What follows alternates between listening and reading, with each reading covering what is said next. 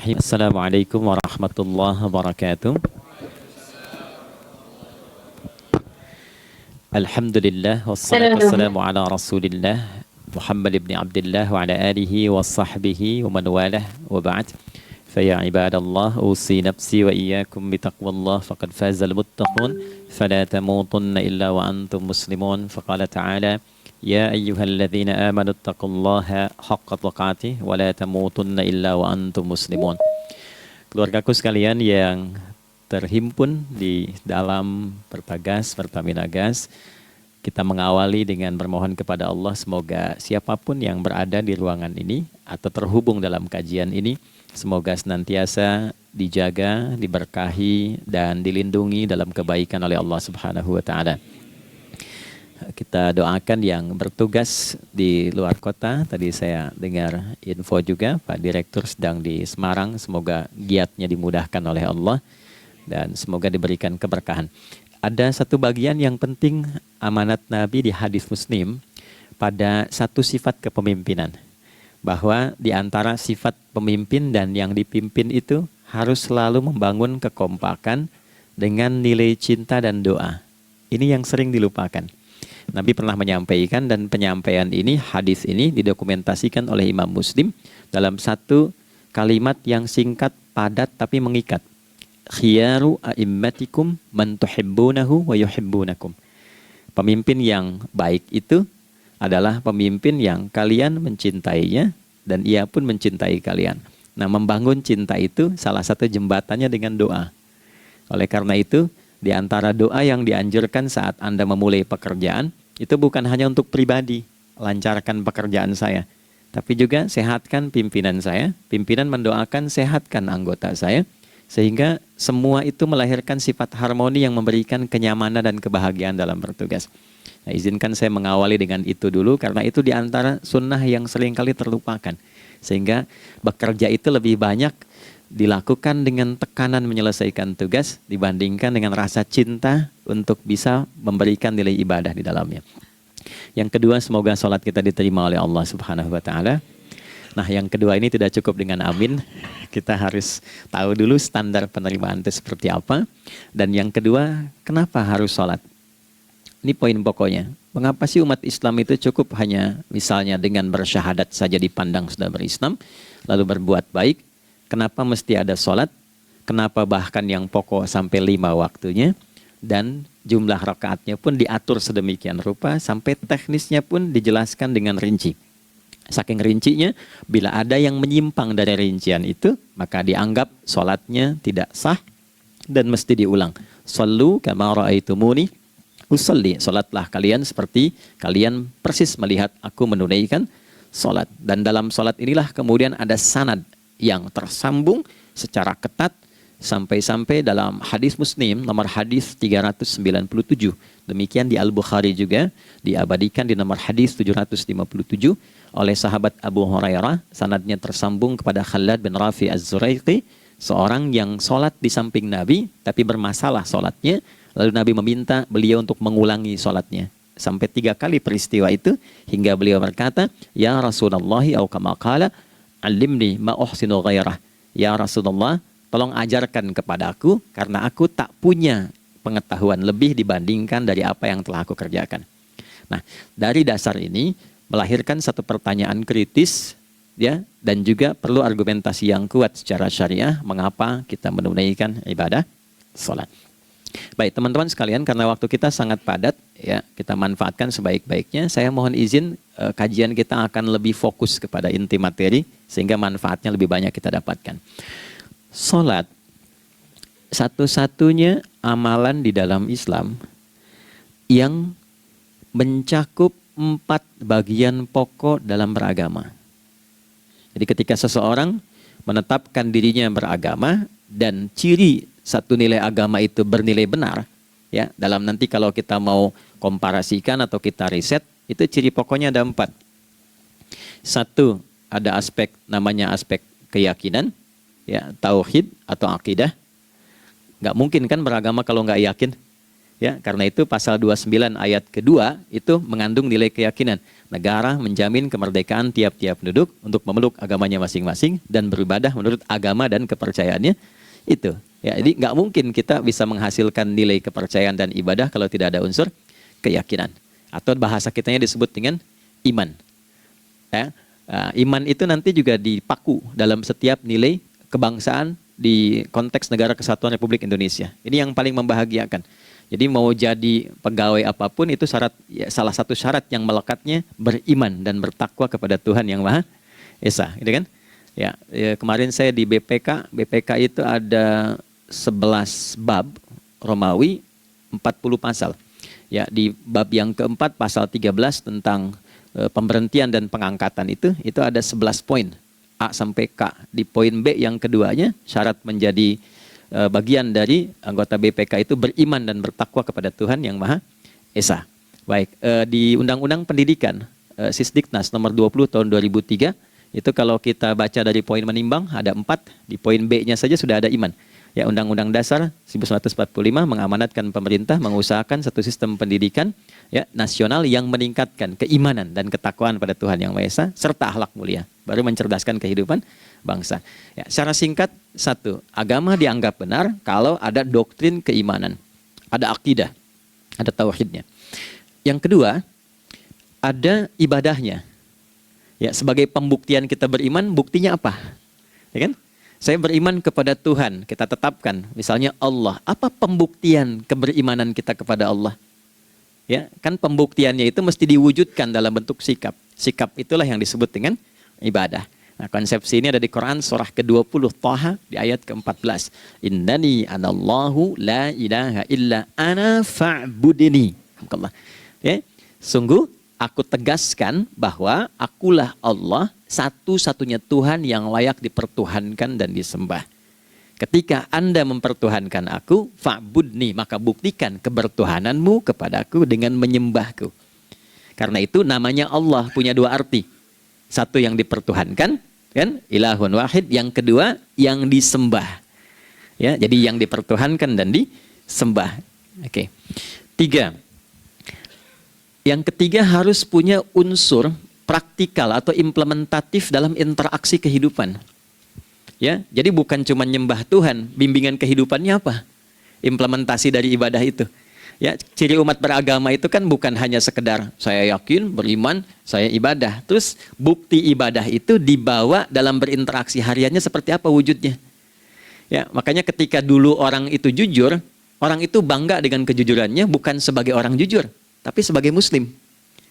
Jadi ketika ditanya, kenapa Anda jujur? Karena saya muslim. Ketika ada seorang penggembala di Sahara yang sangat gersang, diuji oleh Umar bin Khattab, ingin diambil kambingnya, kan kisahnya viral kan? Baik ya? Oh, tapi ini bukan punya saya. Bilang aja pada tuan Anda, kalau kambingnya hilang satu dimakan serigala. Lantas di mana Allah? Jawaban itu yang menggetarkan kepada jiwa. Jadi kebenaran yang diungkap dengan sikap kejujuran itu implementasi nilai beragama. Nah, jadi praktek ibadah ada di muamalah. Oke, satu akidah. Akidah dibuktikan lewat ibadah, ibadah diimplementasikan dalam muamalah. Itulah sebabnya nanti seluruh bagian tubuh kita ketika digunakan untuk bersifat dan bersikap, itu ada tuntunan iman di dalamnya. Oke? Misal, saya tanya begini ya, ini mukaddimah ya, kita belum mulai nih. Saya tanya gini, apa fungsi mata? Tuh kan, sudah keliru kan? Nah, kalau hanya melihat, hewan juga melihat. Ya, coba kambing melihat, kan? Elang melihat. Lalu apa bedanya fungsi mata kita dengan mata hewan?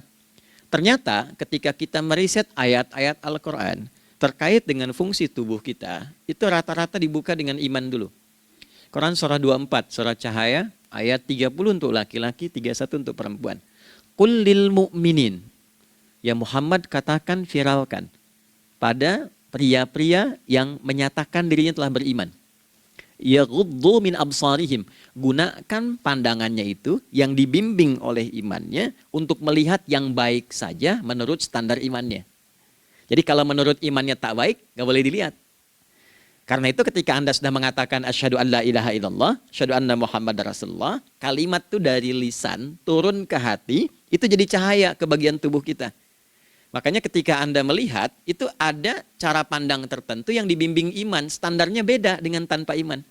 Kalau nggak ada iman, semua mungkin terlihat. Tapi ketika ada iman, hati kecil Anda akan bicara, ini nggak baik. Palingkan. Nah, memalingkan dari yang tak baik menurut iman, itu namanya ghaddul basar. Oke? Perempuan juga begitu, setara. Wa kullil mu'minati yaghdudna min absarihinna. Dan katakan pada setiap perempuan yang menyatakan dia beriman, maka gunakan pandangan itu dengan bimbingan imannya. Ketika tak baik menurut imannya, palingkan. Ya, Anda lihat kajian di YouTube, terus ada iklan kan? Terus menurut standar iman nggak bagus, itu otomatis akan nggak suka itu.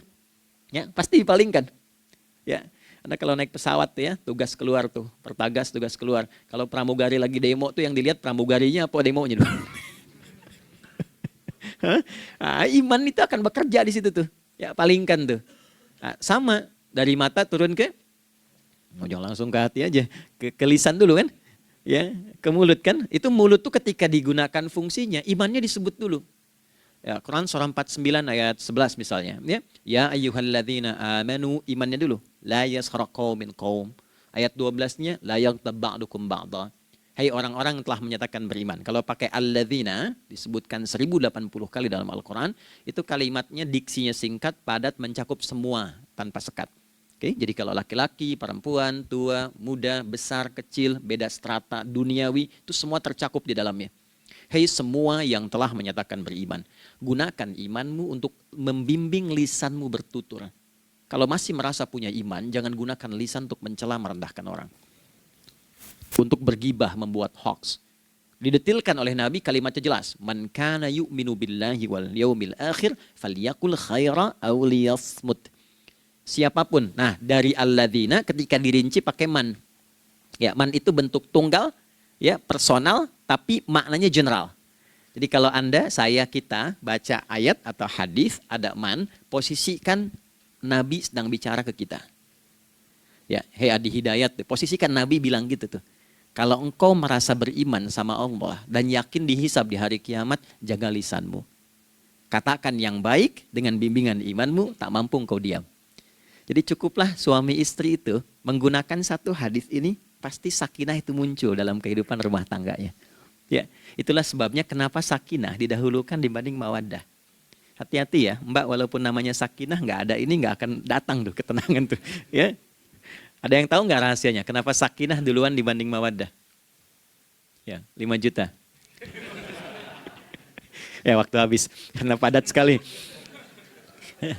Maddah jamaknya mawaddah, rasa kasih yang tumbuh dari pemberian materi. Jadi kalau rumah tangga itu ingin cenderung pada kebahagiaan, boleh berbagi dengan materi. Ya, istri cemberut, ya Anda datang dengan senyuman, sayang, kenapa? Ya, ini emas 2 kilo, nah itu pasti sehat lagi tuh. Ya, itu mawaddah. Tapi maaf, walaupun Anda mapan bekerja, harta cukup melimpah, ruah, tapi tidak ada ketenangan di rumah tangga, tidak ada sakinah. Maka hampa kehidupan rumah tangga itu. Itulah sebabnya kenapa di Quran sakinah lebih dulu dibandingkan dengan mawaddah. Saya tanya ibu deh, ibu pilih mana? Kaya tapi gelisah atau miskin tapi tenang? Oke. Saya paham itu. Saya paham. Suami juga sepakat semuanya. Ya, artinya apa? Kita nggak bisa menghilangkan unsur ketenangan. Oke, itu hanya pembuktian argumentatif ya, supaya kajiannya lebih kepada argumen. Jadi ada akidah terkorelasi dengan ibadah, implementasinya di aspek muamalah. Nah, nanti cara bermuamalahnya diatur lewat akhlak namanya. Bagaimana bermuamalah yang baik? Kan Anda, maaf ya, berekspresi kepada pimpinan dengan kawan kan berbeda. Oke, kepada orang tua dengan anak kan lain. Nah, yang mengatur interaksi kita sehingga terjalin harmoni yang baik, itulah yang disebut dengan akhlak. Nah, 4 poin inilah yang menjadi inti dakwah Nabi SAW ketika diutus oleh Allah Subhanahu wa Ta'ala. Memastikan 4 ini bisa optimal kita lakukan dalam kehidupan. Bonusnya yang kelima, selalu meningkatkan inovasi sehingga selalu mendapatkan hal baru dalam kehidupan.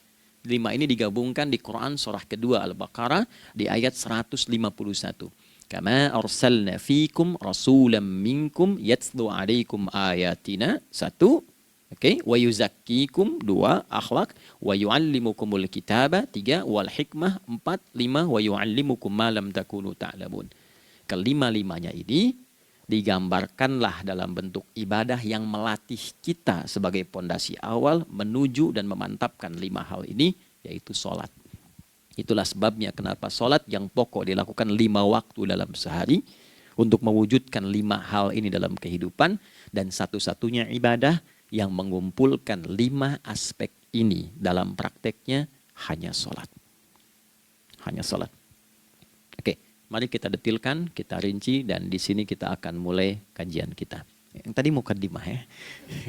Baik, kita punya 30 menit, wah padat sekali. Bismillahirrahmanirrahim. 1. Sholat adalah perwujudan iman seorang hamba.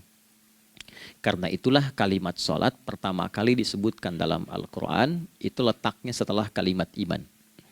Al-Baqarah ayat 3, Alladzina yu'minuna bil ghaibi wa yuqimunas sholat. Orang-orang yang telah menyatakan beriman dan konsisten menjaga imannya. Beda alladzina amanu dengan yu'minun. Amanu telah beriman. Tapi kalau dia komitmen dan konsisten terus menjaga imannya sampai saat dia berpulang pada Tuhannya, maka berubah nanti bentuknya kalau di bahasa Arab jadi mudhari'. Kalau di bahasa Inggris kan tuh punya 3 arti, present, continuous, and future. Jadi kalaupun sekarang terus berlangsung sampai masa depan pun saya tetap akan beriman. Nah, pembuktian untuk menjaga iman itu pembuktian utamanya pada sholat. Itulah sebabnya satu-satunya amal ibadah dari rukun Islam yang 5 itu, ya, satu-satunya amal ibadah yang disebut iman dalam Al-Quran hanya sholat. Teman-teman boleh buka Quran surah kedua Al-Baqarah di ayat 143. Ya, di pertengahan ke ujung ayatnya. Saya percepat. Wa ma kana Allahu liyudhi'a imanakum. Dan Allah nggak akan pernah menyia-nyiakan sholat seseorang yang dikerjakan karena imannya. Ayat ini turun, ketika ada terjadi pergantian arah kiblat. Dari yang tadinya semula ke Masjidil Aqsa, lalu berputar 180 derajat, beralih ke Masjidil Haram. Nabi sedang berada di luar Madinah. Madinah tempo dulu, wilayahnya nggak seluas cakupan sekarang. Oke, kalau diilustrasikan, area sekitaran Masjid Nabawi sekarang itulah Madinah lah. Di luar itu sudah di luarnya. Nah, Nabi sedang sholat, riwayatnya banyak menyebutkan, ada yang mengatakan zuhur, ada asar, ada maghrib. Di pertengahan itu turunlah Al-Baqarah ayat 144. Qad nara taqalluba wajhika fis sama' falanuwalliyannaka qiblatan tardaha fawalli wajhaka syatral masjidil haram. Maka berputarlah dengan turunnya ayat ini 180 derajat menghadap ke arah Masjid Al-Haram. Problemnya adalah ketika Nabi dan pengiring beliau kembali ke Madinah, area Masjid Nabawi, kan nggak semua masyarakat ikut. Maka virallah informasi itu bahwa kiblat telah beralih ke kiblat awal, yaitu Ka'bah Al-Musyarrafah. Maka penduduk panik pada saat itu. Status sholat kami yang tadi dikerjakan bagaimana? Karena sudah nggak bisa diulang, sudah pindah waktu. Maka turunlah kemudian firman Allah yang Al-Baqarah 143 itu, wa ma kana Allahu liyudhi'a imanakum. Karena engkau mengerjakan sholat itu dengan imanmu, maka Allah nggak menyia-nyiakan imanmu itu. Maksudnya apa? Walaupun arah kiblatnya tidak tahu mengarah kepada sisi yang belum berubah, tetap dihitung pahalanya sempurna karena imannya. Gitu. Nah, ini nanti yang menjadi landasan turunnya Al-Baqarah ayat 115.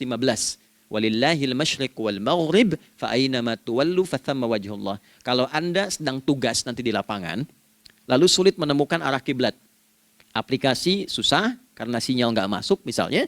Oke. Kemudian juga matahari agak remang-remang sehingga sulit untuk terlihat patokannya. Maka dengan keyakinan, dengan iman itu, menghadaplah ke arah yang kita yakini, maka berlakulah Al-Baqarah 115. Di saat itu diterima amal ibadah kita sama dengan yang menghadap kiblat dengan dasar imannya. Oke. Nah, pengertian terbaliknya, mafhum mukhalafahnya, maka Nabi mengatakan, al-farqu bainal mu'min wal kafir tarkus shalah. Beda antara orang yang beriman dengan yang belum beriman adalah pada sholatnya. Jadi kalau ada orang mengatakan sudah beriman dan tidak menunaikan sholat, Ini artinya keimanannya belum diakui sepenuhnya oleh Allah Subhanahu wa taala. Jelas ya? Halo, kenapa sedih begini? Maaf saya terlalu cepat nggak? Enggak ya, baik. Jadi dalam poin ini penting pembedanya di sholat. Itulah sebabnya kenapa dari kecil kan, usia sekian, dari mulai 3 ke arah 7 tahun contohkan. Ya, orang tuanya sholat bentangkan sejadah.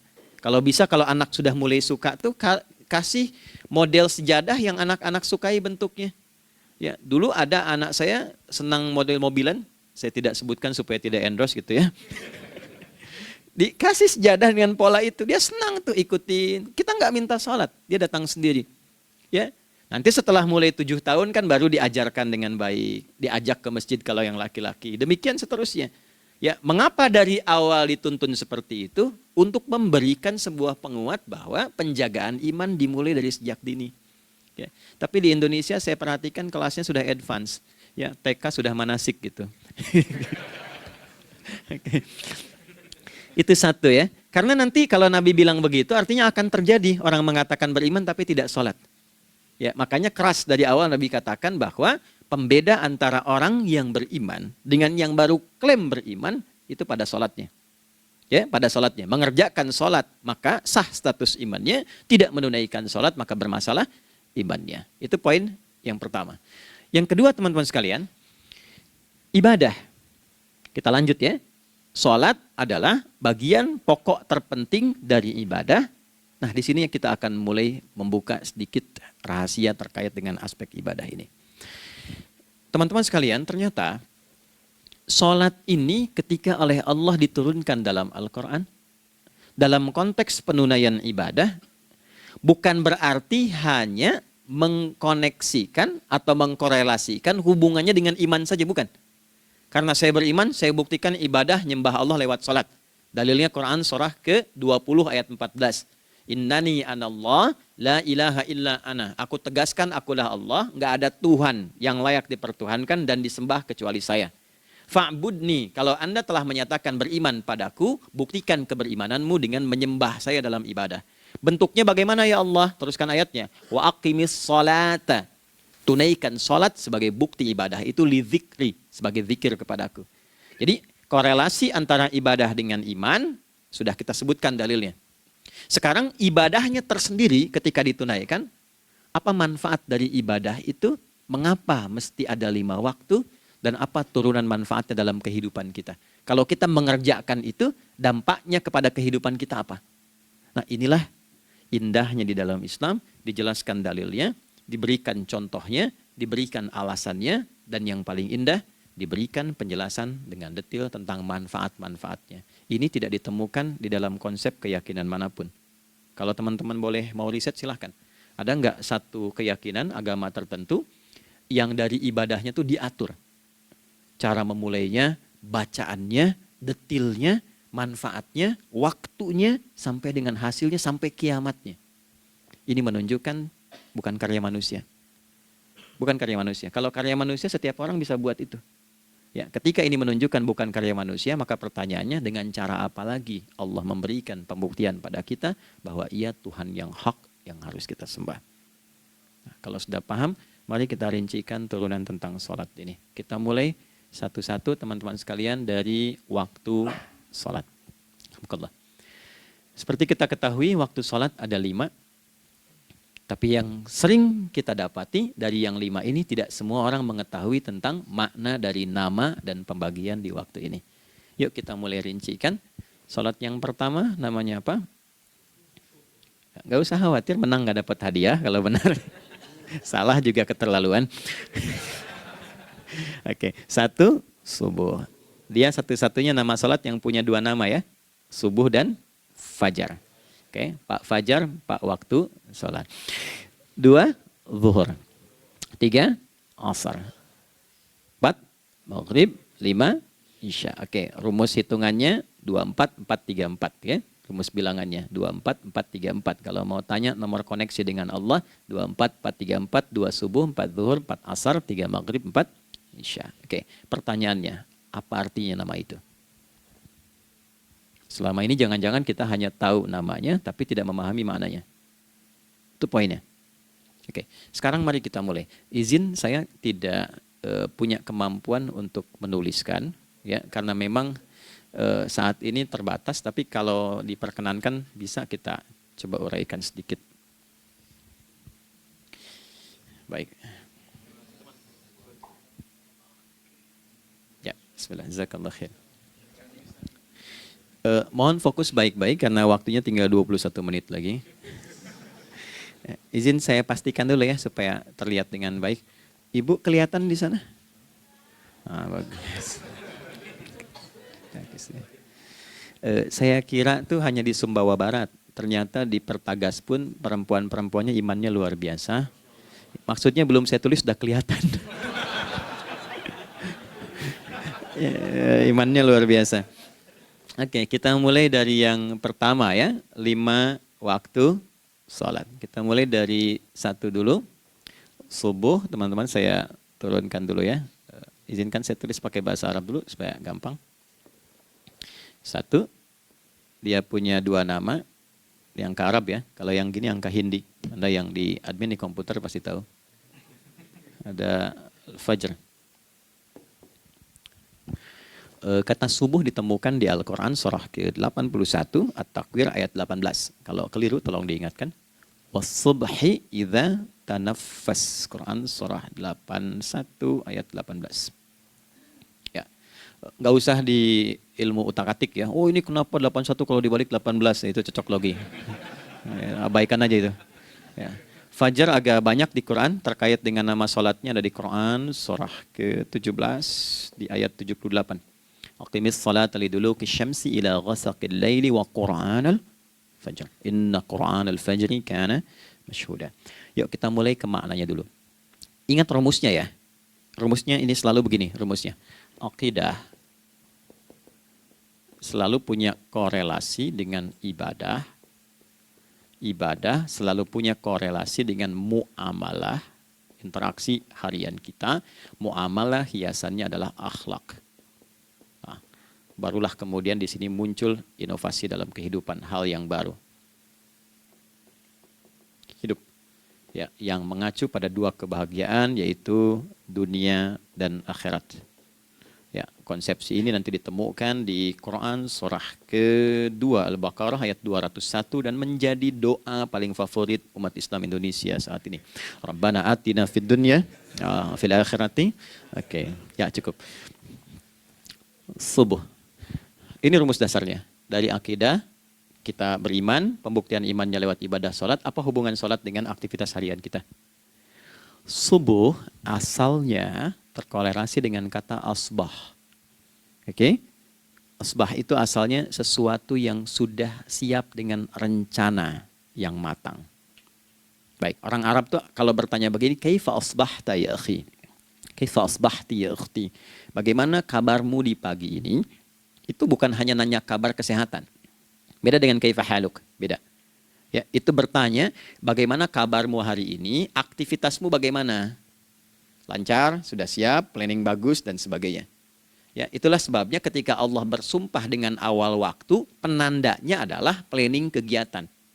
Ya, was-subhi, dan aku bersumpah demi waktu subuh, awal mula untuk berkegiatan, idza tanafas, apabila sudah mulai bergerak, bersamaan dengan nafas yang keluar itu, maka sudah jelas rencana yang dibuat.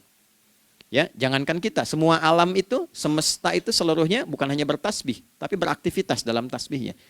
Di waktu subuh, matahari sudah mulai bersinar kan? Ya, dan sinarnya mengambil manfaat loh. Mengandung nilai manfaat, memecah keheningan malam dan menghilangkan kegelapannya. Gelap mulai hilang, datang kemudian sinar yang memberikan kita bimbingan untuk beraktivitas.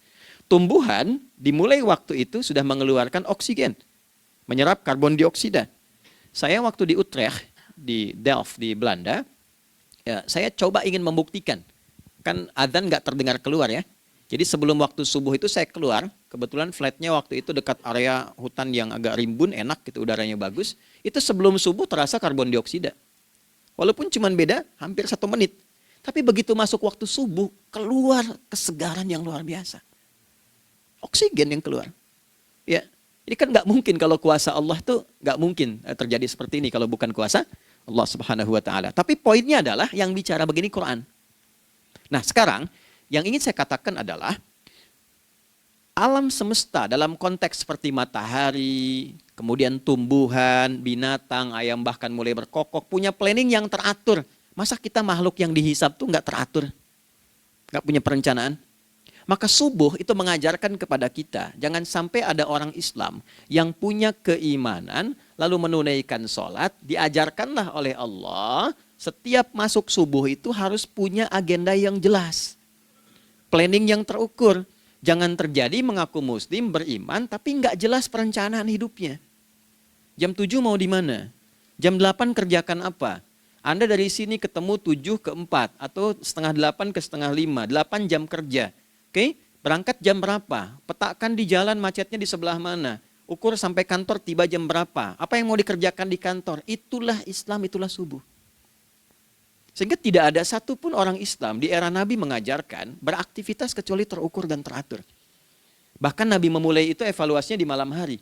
Sehingga turun di antara surah Al-Insyirah itu ada ayat yang tegas mengatakan di ujungnya, فَإِذَا فَرَغْتَ فَانْصَبْ. Evaluasi yang telah berlalu di malam hari. Evaluasinya menyeluruh sampai ke zikirnya. Dicatat nih. Ya, aku hari ini secara spiritual itu, mohon maaf, sholat jamaahnya berapa waktu tuh? Dari 5. Oke? Misalnya dari 5 itu cuma 4, berarti koreksi ada yang kurang. 1. Ya.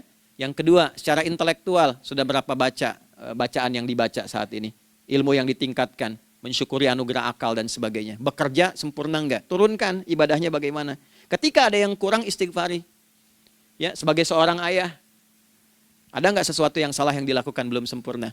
Sebagai seorang ibu, anak dan sebagainya, istighfar. Itulah sebabnya sebelum tidur Nabi ajarkan istighfar. Yang kita tahu 70 kali kan, 100 kali. Yang saya tanya, 1 ke 70 itu istighfar apa saja? Apakah hanya bilangan di lisan? Atau dari lisan diingatkan oleh pikiran, ditembuskan ke hati? Istighfar sebagai seorang ayah yang kurang maksimal melihat anak dengan baik. Anda boleh punya jabatan di kantor, boleh direktur, boleh manajer, boleh macam-macam. Tapi ketika Anda pulang, Anda seorang ayah. Saya di Timur Tengah disebut syekh, di sini dipanggil kiai, dipanggil ustadz. Pulang ke rumah, anak saya nggak kenal itu semua. Anak saya nggak peduli itu semua. Belum pernah seumur-umur saya mengajar, lalu saya pulang, anak saya menunggu depan pintu dan memanggil, kiai. Tidak ada.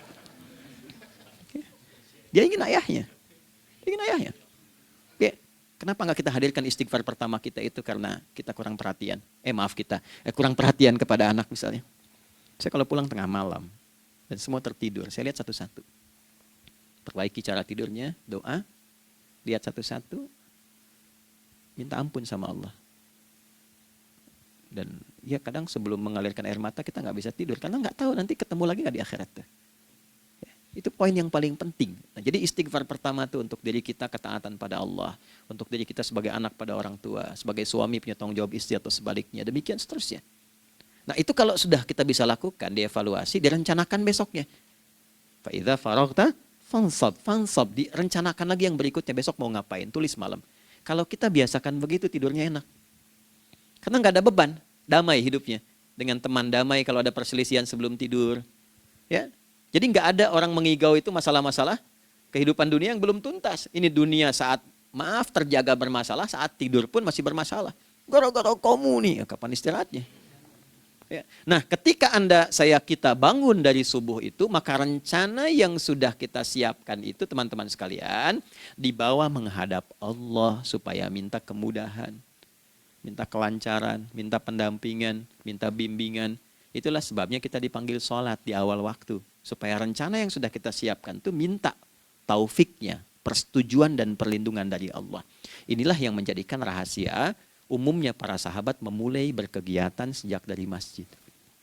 Teman-teman boleh riset deh, hadis-hadis tentang sholatnya sahabat dan kaitannya dengan syuruk dan pekerjaan. Rata-rata memulai dari masjid.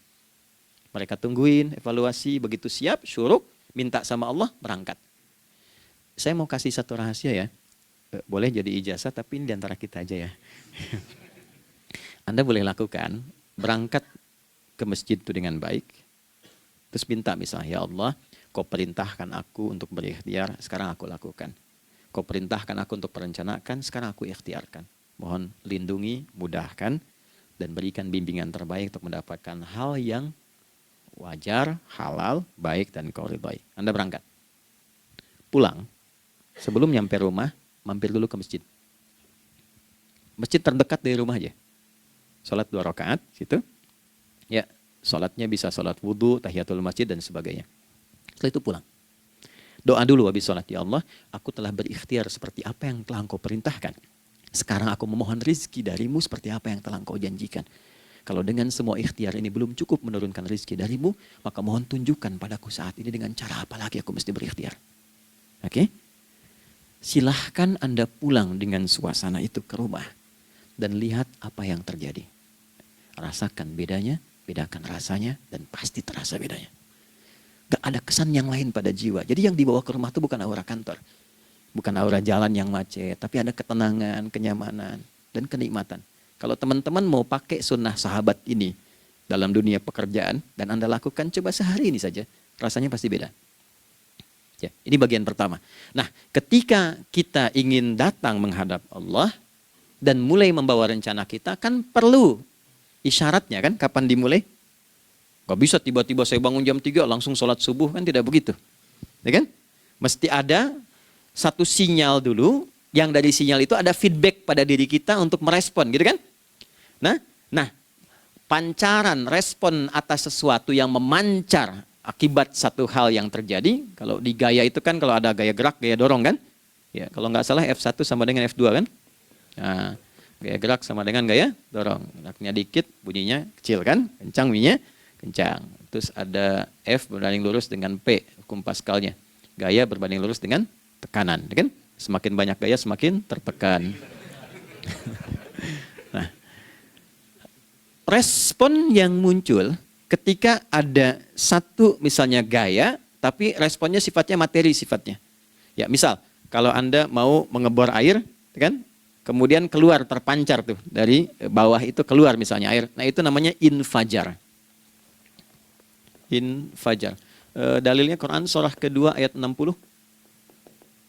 Wa idzistasqa Musa liqaumihi faqulna idrib bi'asakal hajar fanfajarat minhu 12 aina. Nabi Musa kata Allah itu kaummu 12 suku minta mata air. Dan enggak tanggung, setiap sukunya minta satu, katanya supaya enggak rebutan. Maka Allah firmankan, pukulkan tongkatmu yang kayu. Lihat diksinya detil sekali. Pukulkan tongkatmu yang kayu ke batu itu, maka batu itu akan terbelah dan mengeluarkan pancaran 12 mata air. Ya, tongkat kayu dipukulkan ke batu, batunya yang hancur. Karena Musa seorang nabi, gitu kan? Anda punya tongkat emas, pukulkan ke batu, maka keluar 12 air mata. Gitu ya. Nah ini, infajar. Kalau respon yang keluar itu respon buruk. Misal dalam nafsu, kan suka ada trigger ya yang memancing respon terus nafsu keluar kan? Ya, apa saja itu? Lihat gambar yang nggak bagus, nafsu keluar, itu kan? Lihat sendal bagus, nafsu keluar, macam-macam ya. Nah itu fujur namanya. Fujur. Hurufnya masih sama, cuma bentuknya berbeda. Fa, jimnya masih ada waw, ada ra-nya. Fujur. Quran surah 91 di ayat 7 sampai 10, wa nafsi wa ma sawwaha fa alhamaha fujuraha wa taqwaha. Fujur tembus ke nafas, nafas memerintahkan yang buruk disebut su. Nafas ketemu su jadi nafsu. Makanya nama lain fujur itu nafsu. Dalilnya Quran surah 12 ayat 53. Wa ma ubarri'u nafsi innan nafsa la'ammaratun bisu. Ya, la'ammaratun bisu'i illa ma rahima rabbi. Oke, nafas ketemu su. Teruskan. Tapi kalau pancarannya pada sifat yang baik. Oke? Membelah sesuatu yang gelap menjadi baik, terbuka, memancarkan respon panggilan yang baik, maka berubah katanya menjadi fajar. Oke? Matahari diperintahkan oleh Allah, diperintahkan membelah kegelapan malam. Keluarlah sinar pertamanya, disebutlah fajar. Kenapa? Karena ada respon kebaikan keluar darinya. Baik, perhatikan baik-baik. Quran surah kedua, ayat 187. Wa kulu washrabu hatta yatabayyana lakumul khaytul abyadu minal khaytil aswadi minal fajar. Itu untuk matahari. Kita lagi tidur enak-enak, sudah nyiapin rencana malam-malam. Tiba-tiba ada panggilan. Allahu Akbar, Allahu Akbar. Itulah tandanya hati kita mengkonfirmasi iman kita dalam diri kita. Cepat, sudah adzan. Pernah begitu? Nah, konfirmasi itulah dalam bahasa lain yang disebut dengan fajar namanya. Datang. Jadi waktunya matahari membelah disebut dengan fajar, konfirmasinya pun disebut dengan apa? Fajar. Ya, jadi bersamaan waktunya dengan dua hal itu. Datanglah panggilan. Itu yang dimaksud Quran, hubungan iman dengan konfirmasinya sampai ke sholatnya ada di Quran surah 8 ayat 2. Innamal mu'minuna iman. Alladzina idza dzukirallahu adzan. Wajilat qulubuhum iman. Jadi begitu ciri iman itu ada dalam jiwa, dipanggil lewat adzan, kan? Allahu Akbar, langsung merespon, ya Allah sudah adzan. Walaupun setelah adzan ada lagi getaran, baru adzan belum qomat gitu kan. Nah, misal ya. Nah, tapi inilah fajar. Jadi maksudnya rencana Anda ini agak jarang dibahas ya. Mohon maaf, ilmu ini agak jarang. Jadi jangan Anda bilang saya bid'ah, bukan. Ya, bukunya ada, referensinya ada. Cuman karena jarang dikaji, jangan sampai kekurangan pengetahuan menghukumi yang tahu jadi salah gitu. Ini poinnya. Jadi saya kalau bahas satu masalah itu bukunya saya kumpulkan. Tafsir awal sampai akhir yang ada apa, buku-buku tentang sholat apa, baru kita keluarkan. Jadi bagian topik-topik tertentu yang dibahas. Problemnya ketika membahas tentang ibadah cuma dua. Satu tentang bacaan, doanya apa. Yang kedua tentang gerakan, bagaimana mengerjakannya. Yang ketiga jarang dibahas, hikmahnya apa. Padahal rumus dalam ibadah itu dalam fikih tiga-tiga mesti dipakai. Ini Quran surah kedua ayat berapa? Ayat 129. Rabbana wab'ats fihim rasulan minhum yatlu 'alaihim ayatika ini wa yu'allimuhumul kitaba ini wal hikmah ini. Barulah kita mendapatkan sesuatu yang baru. Ya. Ini wa yuzakkikum dan di 151 Al-Baqarah wa yu'allimukum ma lam takunu ta'lamun. Jadi ini bukan ilmu yang baru, bukan, belum tahu saja. Jadi selama ini yang kita kerjakan jangan sampai terbatas pada ritualnya saja untuk mencukupkan ini. Hubungan ritual dengan ini apa gitu. Ya, jadi subuh ini mengkonfirmasi bahwa ada satu keteraturan dalam kegiatan kita. Ya, alhamdulillah. 2, siang. Oke, setelah subuh, fajar, salat apa? Zuhur. Oke, saya tanya pada Anda, zuhur itu artinya apa? Sudah, cukup katakan Allahu a'lam. Waktunya terbatas ya. Nah, sahabat ditanya nggak tahu Allahu a'lam. Anda sahabat bukan, tabi'in bukan. Zuhur. Waktu tinggal 4 menit lagi. Oke, teman-teman kalau kita jeli, ini kan sholat dikerjakan di siang hari kan? Siang itu bahasa Arabnya nahar. Naharun itu siang. Tapi kenapa sholatnya zuhur? Kok nggak sholat nahar gitu? Ya, lohor ya, jadi paksain tuh. Zuhur, lohor. Ya. Terus sore, biar nyambung cepat. Sore bahasa Arabnya kan masa. Masa al-khir, selamat sore. Kenapa kok sholatnya asar? Kok sholatnya namanya asar? Oke? Maghrib, isya. Isya kan malam kan? Kenapa nggak lail? Lail itu kan malam. Kalau ada yang istimewa di malamnya, itu lailah namanya. Makanya ketika turun Al-Quran disebut Lailatul Qadar. Karena malamnya istimewa. Beda, lail dengan lailah itu beda. Lail itu waktu malam, lailah ada yang istimewa di malam itu. Ya, jamaknya lail, layali, lela, lili, lala, itu malam. Ibu lili, ibu malam-malam. Ya. Zuhur artinya jelas, terang. Ada idhar, dibaca dengan jelas, terang. Gak boleh dengung. Man amana. Itu kan? Ya. Min husni, harus jelas.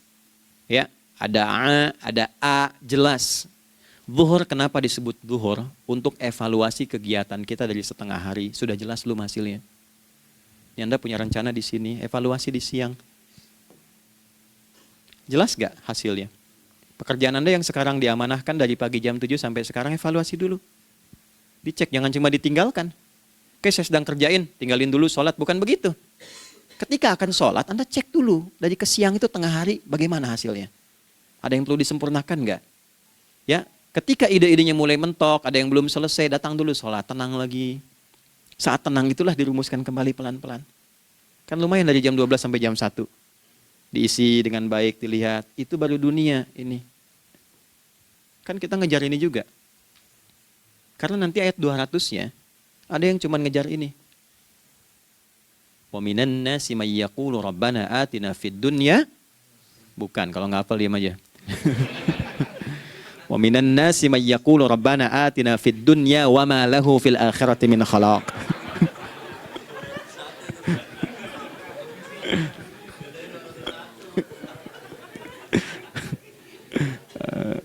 Paham kan? Dan di antara manusia ada yang fokusnya hanya dunia yang dikejar, sehingga nggak kebagian akhiratnya. Padahal dia tahu dia mau pulang. Yang lebih aneh lagi, pengen pulang surganya Firdaus dekat dengan Nabi. Tapi tiap hari ngerjakan dunia, dunia lagi, berangkat gelap, pulang gelap, terus meninggal gelap juga. Kan repot. Nah, maka mesti investasi kan. Anda kalau tugas keluar kan, apalagi keluar negeri kan hukumnya beda. Bekalnya pun tidak sama. Anda tugas ke Amerika, mata uangnya sudah beda, hukumnya sudah beda. Terus pengen pindah ke alam barzah, pengen hukumnya sama dengan dunia, mustahil. Ya, makanya dimensinya beda, keadaannya tidak sama. Baju yang dipakai kan beda. Barang-barangnya nggak sama. Makanya disebut telah meninggal dunia, meninggalkan semua yang melekat pada dunia. Pindah ke alam lain, persiapan menuju titik akhir yang tidak ada ujungnya lagi. Nggak ada pembuka lagi. Jadi sudah ujung begini, nggak ada ruang lagi yang lain. Itu akhirat namanya. Makanya di sini cuma dua pilihannya. Kalau nggak ke surga, nah itu ya. Apa investasi yang ada di sini? Maka siang itu dicek dulu, pekerjaan jadi ibadah nggak? Tadi niatin ibadah nggak waktu berangkat dari rumah? Kan? Waktu ngetik, waktu ngerjain di kantor, jadi ibadah nggak? Kalau ibadah, Anda nggak mungkin berbuat kriminal. Anda nggak mungkin berbuat maksiat, nggak mungkin nipu, nggak mungkin nyogok, nggak mungkin korupsi. Kan lagi ibadah, nggak mungkin curang. Kan lagi ibadah. Anta budallaha ka'annaka tarah. Anda itu mengerjakan segala hal sebagai ibadah, merasa diawasi Allah. Fa in lam takun tarah fa innahu yarak. Kalaupun Anda merasa nggak melihatnya, Anda yakin Anda dilihat. Itulah kerja pakai iman, maka ini di bawah akidahnya. Jangan ditinggalkan. Nah, inilah yang selama ini kita butuhkan. Ya. Inilah yang melahirkan nilai etik, makanya adanya dalam jiwa. Takwa itu kan dalam jiwa, melahirkan etos. Etos mendorong kepada logos, logos melahirkan patos. Kepantasan dalam bekerja. Jadi Anda sekuat apapun ilmunya, kalau nggak punya etos, itu rusak. Jadi tidak cukup akal sehat. Jiwa yang sehat itu lebih penting. Banyak orang akalnya, saya ingat, akal itu tidak memberikan perintah. Dia hanya merumuskan satu instruksi dalam jiwa supaya mudah dilakukan dan dieksekusi oleh fisik. Jadi akal yang sehat itu seberapa pandai ilmunya, seberapa cepat mengeksekusi perbuatan. Tapi kalau yang dieksekusi itu dari perintah nafsunya, masalah. Habis saja waktunya tuh. Ya. Ini gimana ini? Tolong jawab loh. Nah, teman-teman karena sudah habis waktu jam 1, kita baru zuhur ini. Nah, yang paling menarik itu gini, yang paling menarik kalau ada orang belum sadar sampai zuhur tentang akibat kehidupan ini, maka muncullah asar. Apa asar itu? Kenapa mesti disebut dengan asar? Dan apa manfaat istimewanya asar kepada jiwa kita? Itu di kesempatan lain kita akan bahas. Teman-teman, waktunya sudah habis. Ya, saya menghargai Anda, kan tidak boleh juga saya ngajarkan tapi mengambil yang sesuatu yang tidak tepat ya. Kita buktikan keimanan kita dengan mengerjakan amanah pekerjaan di tempat ini dengan baik, waktu digunakan dengan baik. Kita saling mendoakan supaya semua kita dijaga oleh Allah Subhanahu wa taala. Maafkan saya, lain kesempatan kita berjumpa kembali untuk melanjutkan apa yang telah kita bahas hari ini. Mari kita berdoa, semoga doa kita diterima oleh Allah Subhanahu wa taala. اللهم تقبل منا إنك أنت السميع العليم وتب علينا إنك أنت التواب الرحيم نحمدك كما علمتنا أن نحمدك ونشكرك شكرا كما علمتنا أن نشكرك أنت المقدم وأنت المؤخر بيدك الخير إنك على كل شيء قدير. Ya Allah, kami memujimu seperti Engkau mengajarkan kami untuk memuji dan bersyukur atas segala nikmat-Mu seperti Engkau bimbing kami untuk mensyukuri segala nikmat-Mu. Allahumma salli wa sallim wa barik ala habibikal karim rasulikal mustafa al-amin sayyidina Muhammadin wa ala alihi wa sahbihi ajma'in. Ya Allah, anugerahkan kami kemampuan untuk terus bersalawat pada Rasulullah, sehingga dengan itu kami mendapatkan kemampuan yang baik untuk meneladani kemuliaan beliau dalam beraktivitas kehidupan. Rabbana la tada' lana fi maqamina hadza dhanban illa ghafartah. Ya Allah, jika ada pendosa hadir di ruangan ini atau terhubung dalam kajian ini, maka jangan biarkan ya Allah ia meninggalkan tempat ini dan kajian ini kecuali Engkau telah ampuni seluruh dosa-dosanya. Wala hamman illa farajtah. Ya Allah, jika ada satu di antara kami yang menghadiri kajian ini membawa kegelisahan, maka mohon tenangkan keadaan hatinya. Wala asiran illa yassartah. Jika ada yang sedang diliputi oleh kesulitan, maka mudahkan, ringankan dan hilangkan seluruh kesulitannya. Wala maridan illa syafaitah. Dan bila ada di antara kami yang diuji dengan penyakit, maka mohon angkat dan sembuhkan penyakitnya. Rabbana atina fid dunya hasanah wa fil akhirati hasanah wa qina adzabannar. Wa sallallahu ala sayyidina Muhammad wa ala alihi wa sahbihi ajma'in. Wa akhiru da'wana subhanakallahumma rabbana wa bihamdika nashhadu an la ilaha illa anta nastaghfiruka wa natubu ilaik. Walhamdulillahi rabbil alamin. Nasrun minallah fathun qarib wa basyiril mu'minin. Terima kasih untuk semuanya. Mohon maaf kami langsung pamit. Assalamualaikum warahmatullahi wabarakatuh.